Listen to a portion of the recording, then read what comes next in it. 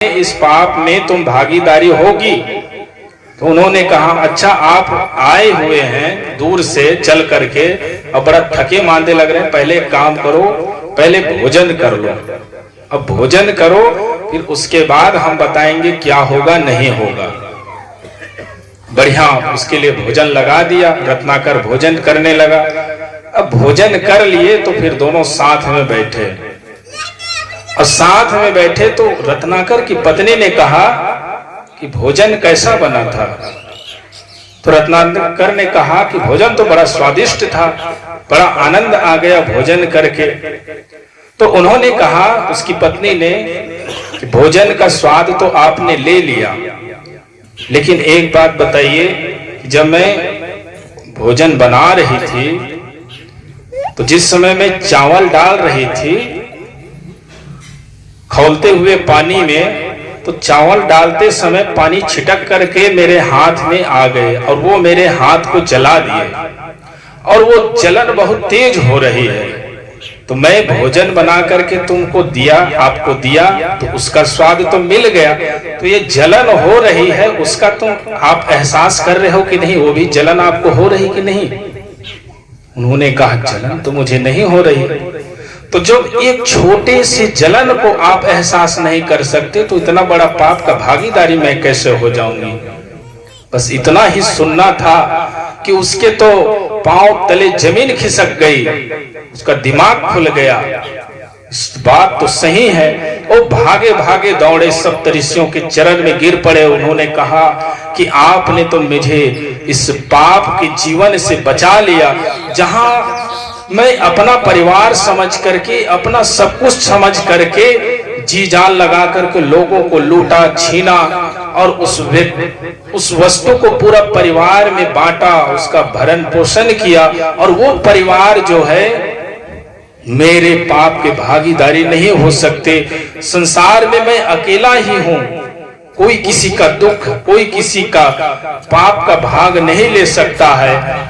इस तरह से वो सप्तऋषियों के चरण में गिर करके रोने लगा और अपने जीवन को बदल लिया, और वही डाकू रत्नाकर वाल्मीकि हो गया। और जिन्होंने रामायण जो लिखा है, वाल्मीकि रामायण, तो उन्हीं रत्नाकर डाकू का परिवर्तन जीवन ही वाल्मीकि होकर के उन्होंने लिखा। उसी तरह से आप इनके बारे में जानते, गोस्वामी तुलसीदास के बारे में भी। तो कहने का मतलब ये है कि जहां संत का संग पड़ जाता है तो किसी न किसी भांति आदमी की चेतना जग जाती है, किसी न किसी भांति उसको जो है जीवन की वास्तविकता का पता चल जाता है। कि इसीलिए कहा जाता है कि सत्संग में जाना चाहिए। हम अपने जीवन को सामान्य जी रहे होते, हमें पता नहीं होता है कि हम अनुचित कर रहे हैं कि उचित कर रहे हैं, अच्छा काम कर रहे हैं कि बुरा कर रहे हैं। कोई आदमी जो है किसी की हत्या करता है तो उसका पेशा बन गया, उसको लगता है कि हम अच्छा कर रहे हैं, परंतु जब उसकी चेतना जग जाती है तब उसे पता चलता है कि ये तो गलत बात है। जीवन में परिवर्तन आए इसलिए हमें सत्संग में जाना चाहिए, संतों के निकट जाना चाहिए। और संत क्या कहते हैं कि हमें फुर्सत नहीं कहकर यह मौका मत गंवाओ तुम। संतजन और कहते हैं कि फुर्सत के वक्त में ना सुमिरन का वक्त निकला, उस वक्त मांगा जब वक्त तंग आया। आदमी जो है जवानी के समय में भजन कब किया जाता है, सत्संग कब किया जाता है, परमार्थ का काम कब किया जाता है। जैसे किसी को धन इकट्ठा करना हो, पैसा बैंक बैलेंस करना हो, तो क्या सोचता है अभी जवानी है, अभी बैंक बैलेंस कर लेते हैं तो बुढ़ापा हमारा सुखमय बीतेगा, सुखद बीतेगा, कोई कष्ट नहीं होगा।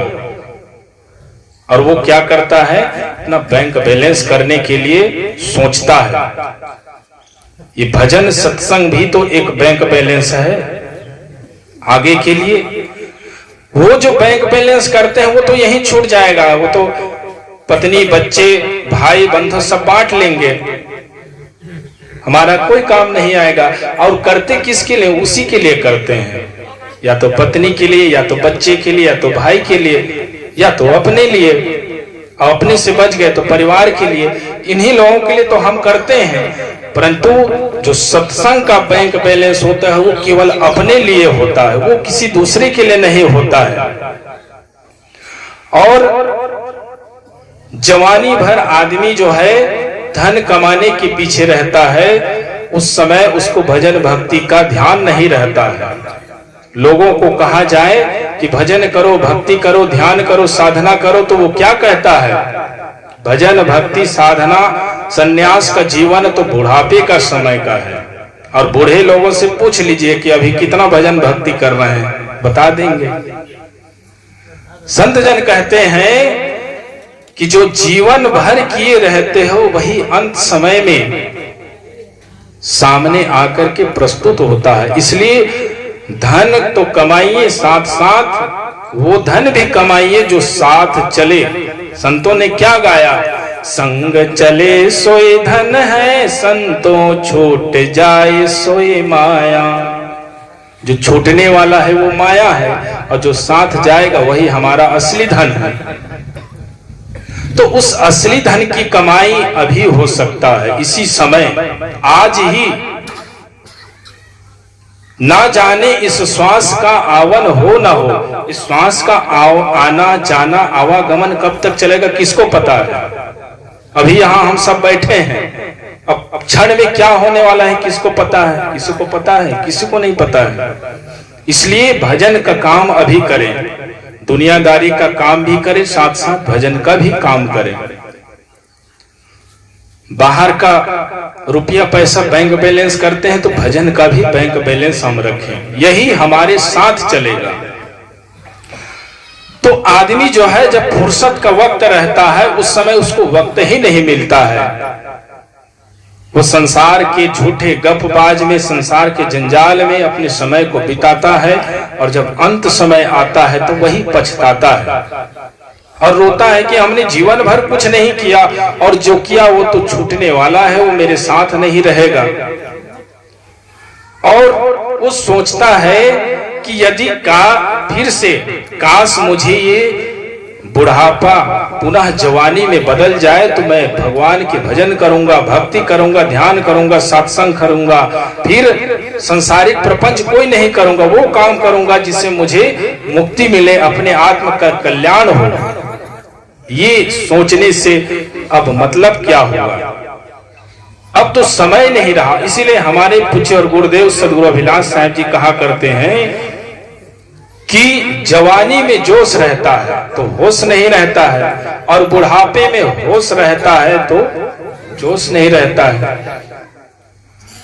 इसलिए जब तक जीवन में जोश है तब तक भजन करें, भक्ति करें, साधना करें, आत्म कल्याण करें, और नहीं करोगे तो अंत समय में पछताना पड़ेगा। संत जन कहा करते हैं कि व्यक्ति का जीवन 3 अवस्थाओं से गुजरता है, और वो 3 अवस्था क्या है? 3 अवस्था ये है कि जब जन्म लेता है तब वो रोते रोते जन्म लेता है। मनुष्य का बच्चा जब भी जन्म लेता है तो वो रोता है, नहीं रोता है तो उसको रुलाया जाता है। और दूसरी अवस्था क्या है? शिकायत करते करते जीता है। जब बच्चा थोड़ा सा जानने लगता है तो शिकायत उसकी शुरू हो जाती है। पापा हमें खिलौना नहीं देता है, मम्मी हमें मारती है, हम स्कूल जाना नहीं चाहते, हमें जबरदस्ती स्कूल भेजते, ये शिकायत शुरू हो गई। और जब बड़े हो गए तो फिर हमें मोबाइल नहीं देता है, हमें बाइक चाहिए, मोटरसाइकिल, ये शिकायतें चलती है। और जब शादी हो गई तो पत्नी अनुकूल नहीं मिली, अनुकूल मिल भी गई तो पति को तो अनुकूल है लेकिन सास ससुर के अनुकूल नहीं हुए, ये शिकायत शुरू होगी। कहीं ना कहीं गड़बड़ रहता ही है।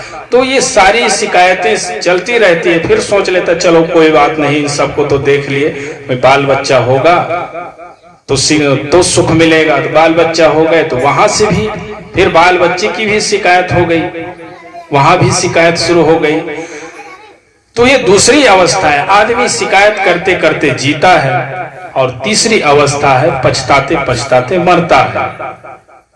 शिकायत में जीवन, रोते रोते जन्म बीत गया, शिकायत करते करते जवानी बीत गई, अब बुढ़ा पछताते पछताते बुढ़ापा तो जल्दी कटता नहीं, लेकिन काटना पड़ता है, क्या करेंगे। इसलिए कहा जाता है कि जवानी जो है रुकती नहीं, अब बुढ़ापा कटती नहीं। जवानी का समय कितना जल्दी निकल जाता है पता नहीं चलता है, और जब बुढ़ापे का समय आता है तो उस समय करता नहीं, एक एक घंटा एक एक दिन के समान लगता है। बूढ़ा, अब हम तो बूढ़े नहीं हैं, हम तो नहीं जानेंगे, जो बूढ़े हैं वो बताते हैं।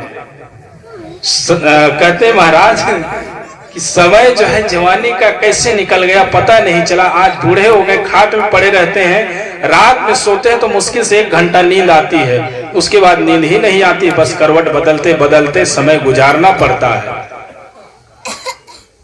ये बूढ़े लोग कहते हैं। तो ये अवस्था क्यों आई? क्योंकि हमने जीवन का सुधार नहीं किया, कभी सत्संग नहीं किए, कभी भजन नहीं किए। और जो सत्संग भजन करता है, सदगुरु कबीर साहिब जो 119 वर्ष जिए, और उसके जीवन में वो सुख था, वो शांति थी।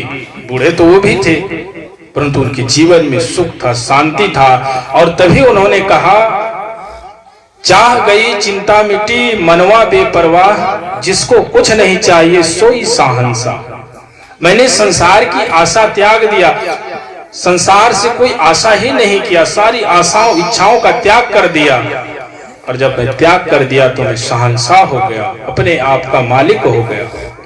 लोग चाहते हैं कि हम घर परिवार के, समाज के, देश के मालिक बने। संत जन कहते हैं परिवार के, समाज के, देश के मालिक बाद में बनना, पहले अपने मन इंद्रियों का मालिक बन जाओ। और जो मन इंद्रियों का मालिक बन जाता है, फिर उसके जैसे शहंशाह, उसके जैसे राजा, उसके जैसे बादशाह कोई नहीं हो सकता। कोई कहते हैं कि हम राजा हैं, बादशाह हैं, हम अपना काम जो है नहीं करते हैं, हमारे 10-10 नौकर चाकर हैं, वे हमारे काम करते हैं, हम बड़े शासक हैं।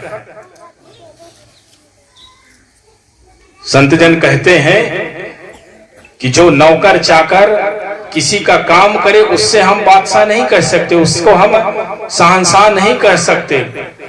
शहंशाह और बादशाह तो हम। पूज्य स्वामी रणजीत साहब जी मंच पर विराजमान हो रहे हैं, आप सभी लोग सम्मान में खड़े हो जाएं। बोलिए सद्गुरुदेव की जय, बोलिए सद्गुरुदेव की जय। आप सभी लोग अपने आगे जो जगह इसको भरते हुए बैठे, आगे बढ़ते हुए